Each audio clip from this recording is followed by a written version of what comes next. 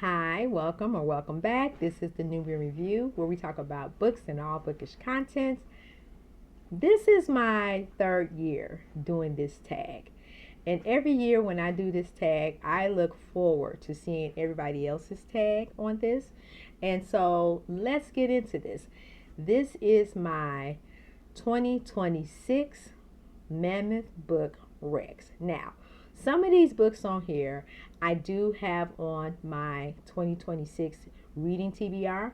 So if you're interested in seeing what I am reading for this year, I will link that video down below, as well as my previous Mammoth Rex. So let's get to this video because I have a feeling it's going to be a little long. So grab something to drink, grab a tea, grab a coffee, a cup of water, a biscuit, and let's get into these books. So the first one is An American Dilemma by Garner Murdale.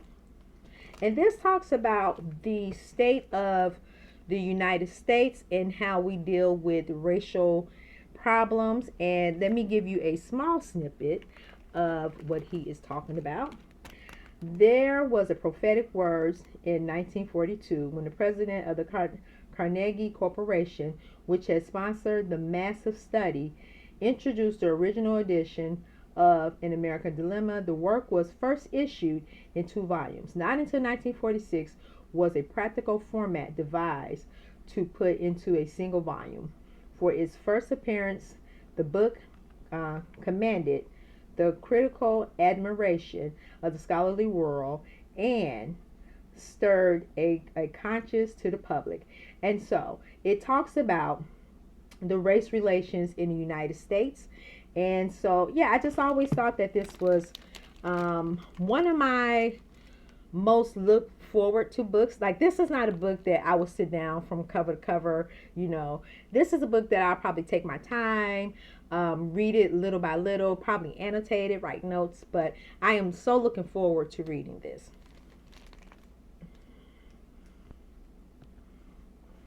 My next book, Gandhi, The Years That Changed the World, 1914 to 1948.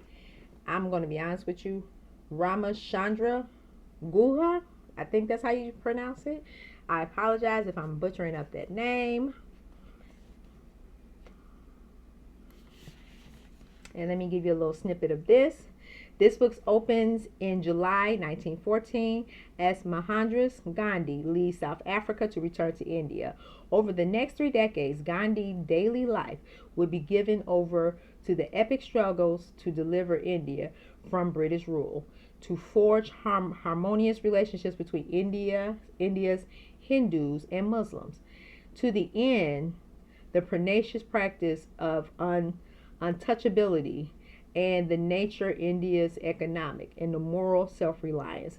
And so it goes into Gandhi's work as a peacemaker, a peace activist, what I'm going to say, as a peace activist. And so it doesn't cover his entire life, but it covers the era in his life. I have not read this yet, and I do look forward to reading this. I don't know when, but stay tuned. You may see it on my TBR sometime this year. I'm going to be honest with you guys. This is the one time a year I get a real workout with my hands and picking up these Mammoth books. But I love this challenge because I love seeing what everybody else has in store. I pick up most of my recommendations for big books during Big Book Mammoth because you see you see a lot of books that a lot of people are not talking about. So, but let me go because I like to ramble. This next one is by Vincent Balagusi. He is also the author of Helter Skelter, which I do have a copy of that, and I have not read that one yet. But this one is called Reclaiming History: The Assassination of President JFK. I've had this book. I'm going to be honest with you. I don't know how long. This is over at least about 1,200 pages. Let me see if I can. Yeah, it's 1,600. Yeah, this is about 1,600 pages. But I'm going to see. This is the table of contents. Let's see the last page for the readable pages. Okay. So we got bookends. Okay. Epilogue. Ooh, I love a good epilogue, you guys. This stops at 1,512 pages. And I'm not going back and let you guys, I'm not going to go back and count the pages in the other ones. It's over 800. It's a mammoth. But yeah, this specifically goes into the details of JFK's murder.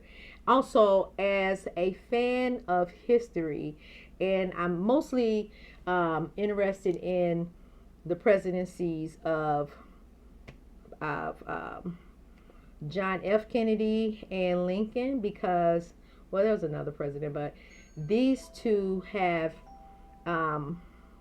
risked a lot to for racial justice and equality. But yeah, I'm gonna be honest with you. I don't know at what time, at any time that I'm going to be reading this anytime soon, but it's good to have. Now, if I were to read this, honestly, I would have to do what they call is it an immersive read where you do both audio and the actual physical book, because this is a lot to take on and carry around. So I think I would probably I would entertain doing that if it was an immersive read, and I will have to see if they have this one on audio. But until then, that is a recommendation. The next one is actually, this one I do have on my 26 to 2026. But once again, like, if you want to catch the whole entire list, I'll link that video. Ready for Revolution, Stokely Carmichael. Well, the life and struggles of Stokely Carmichael, aka Kwame Ture. And this is his last known works before he passed away from cancer. And so I am so looking forward to reading it this year. It has been on my TBR for a while, and so it's just time for me to, put the work in and read it and come back with a and come back and share my thoughts and insight. Now, I did read that book like several years ago, but it was in audio form. And so sometimes when I'm reading books like that, and I'm not visually seeing the words, I forget like certain areas, but I know the gist of the book. And so I'm so looking forward to actually sitting down with the book and just reading it. My next book I have is The Invisible Bridge. Now, this series by Ricky Perlstein, this is the series of the political right. And so this is I want to say 5-part series. Nixonland. I want to say this is a 4-part series. Oh, my grumpy cat, you guys. I may have to pause this. One sec.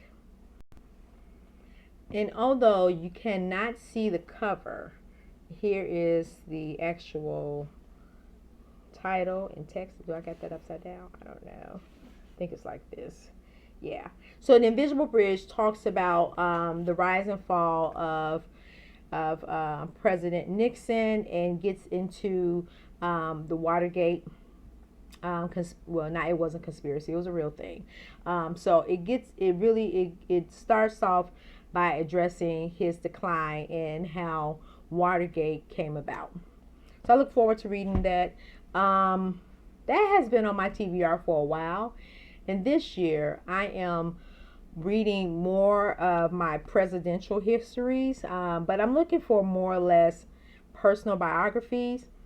I don't know if Nixon has a personal autobiography, but I will be looking for his biography. Now, this talks about a segment of his presidency. It doesn't really get into the backstory of his personal life. So I would like to get that. And if you know of any title, please drop them in the comments.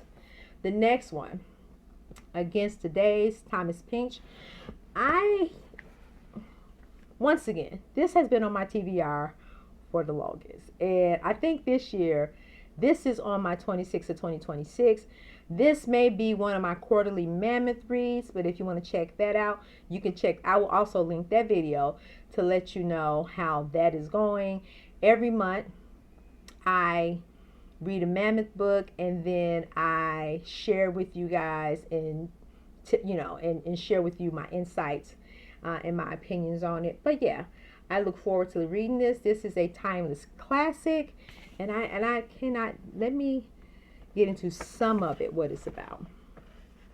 Spanning the period between the Chicago World Fair of 1893 and the years just after World War One, against the days moves from the labor troubles of Colorado to the turn of the last century New York to London and Gotagan, Venice, Vienna, and the Balkans, Central Asia, Siberia, and sometime in a mysterious uh, Tunguska event, Mexico. Let me see. During the Revolution, post-war Paris, silent era Hollywood, one or two places, not strictly speaking, on the map at all. With a worldwide disaster looming just a few years ahead, it is time to unrestrain corporate greed, false religiosity, moronic fickleness, and evil intent in high places. This reminds me of how we're living right now. So this is perfect timing, and I think because of reading this summary, when I was selecting books, this ran across, and I'm like, you know what?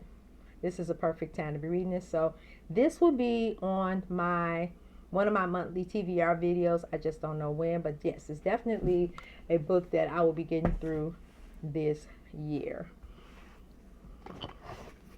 I love the language of this next author's book, and it has been such a long time since I read it. Is this up for a reread? I don't know. We'll think about that. I Know This Much Is True, Wally Lamb, classic about two twin brothers. One has an illness and the other one is pretty much carrying the weight for both of the siblings, and so it goes into their personal story.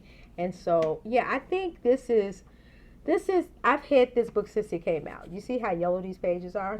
I think it's time for a reread. I just don't know when, but when I read it, I loved it. And I think, if I'm sure, I think that there's a movie adapted from this book. So let me check and see if it is. I will do another video because I have a book to movie comparison videos, and recommendations for books that can be compared to movies.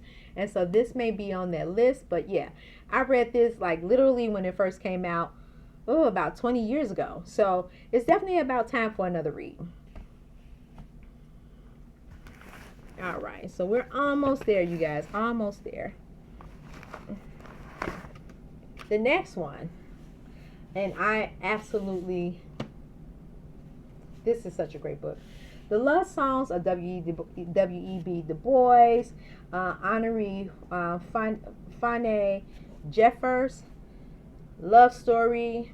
It has the essence of the Harlem Renaissance, this story right here. And I want to say, was this a Pulitzer? I don't know, but this is a great book, you guys. Let me give you guys a little snippet of what we have. If you guys see me like looking towards the back, I have, cat doing cat stuff.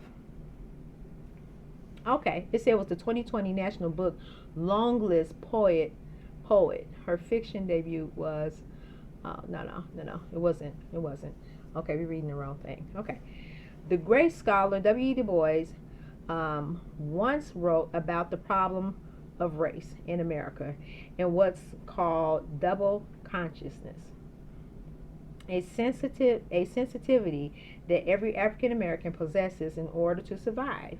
Since childhood, Allie Pearl Garfield had understood Du Bois' words as all too well. Bearing the name of two formidable Black Americans, the Reverend choreographer Alvin Alley,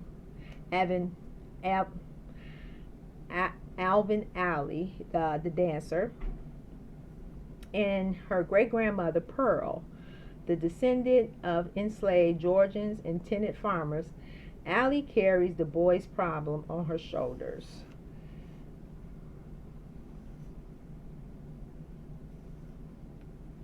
Allie, reared in North Carolina, in the city, has spent summers in the small Georgia town of I could never say this word, Chickasett, where her grandmother's family has lived since their ancestors arrived from Africa in bondage. Since she was a child, Allie has fought a battle um, belonging that is made more difficult by hoovering trauma and the whispers of women, her mother, Belle, her sister, Lydia, and the maternal line, reaching back 2 centuries, who urged Allie to succeed instead of succeed in their steed. So, it's story of a young lady who's basically carrying the weight of her family on her shoulders as she goes out there and make a name for herself. It's part love story, part this is definitely historical fiction, but the love story aspect to it is like it's not an actual person, it's the thought and the love of that person. But this is so good. This is so good. Now, I have one more. This book is actually on my quarter 1 challenge, and I'm actually reading this book like as I'm recording this. Um, and it's going good so far. I can't give too much away on the book because I'm actually I'm not doing I'm I'm giving little snippets of the book as I read it. And so let me introduce you to this book. All right, I had to put the jacket on the book. Yeah, here we go. Frontiers. Frontiers, Noel Morissette. It tells the history of the Xhosa tribe in South Africa. That is the tribe where Nelson Mandela was raised, and under their practices and their religion. Um, so far, it's turning out to be pretty good.